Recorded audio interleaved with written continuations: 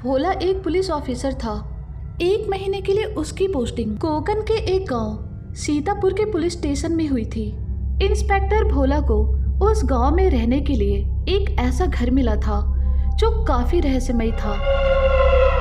उस घर का एक कमरा था जो बहुत सालों से बंद था। उस कमरे को अच्छी तरह से ताला लगाकर बंद कर दिया गया था।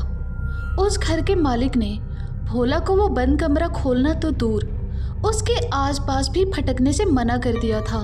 आखिर उस कमरे में क्या है, ये बात भोला ने उस घर के मालिक से बहुत बार पूछने की कोशिश की, लेकिन उस घर के मालिक ने भोला को कुछ भी नहीं बताया। उसके बाद उस घर के कमरे के बारे में भोला ने गांव में और भी बहुत लोगों से पूछा, लेकिन गांव में किसी को भी नहीं पता था कि आखिर उस घर के बंद कमरे में क्या है।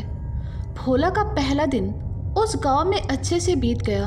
रात के 8 बजे भोला पुलिस स्टेशन से निकलकर अपने घर की तरफ जा रहा था। कुछ देर बाद वो अपने घर पहुंच गया। उसके बाद भोला ने फ्रेश होकर खाना खा लिया और फिर कुछ देर बाद वो सोने चला गया।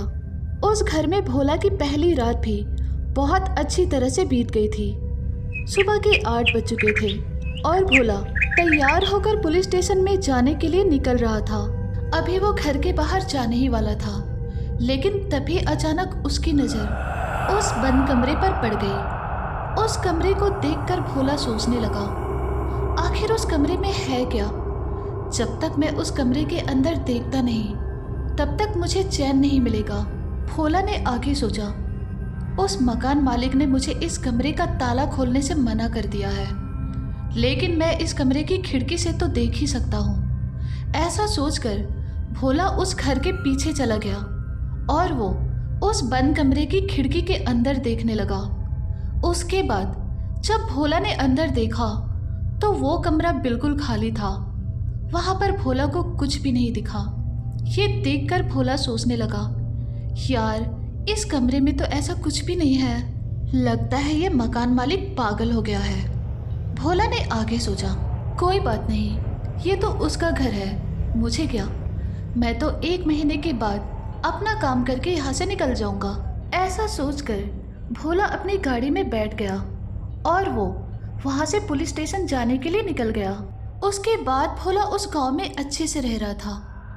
वो रात अमावस की रात थी और उस घर में भोला की वो आखिरी रात थी, क्योंकि उसके दूसरे दिन ही भोला वापस शहर में जाने वाला था।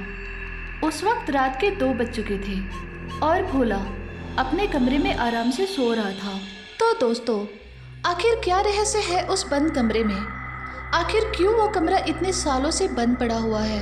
क्या इंस्पेक्टर भोला इस रात से पर्दा उठा पाएगा? जानने के लिए देखिए डरना मना है पार्ट 2, बहुत ही जल्द आ रहा है मयूर हॉरर स्टोरीज पर। जाने से पहले इस चैनल को सब्सक्राइब करना बिल्कुल भी ना भूलें।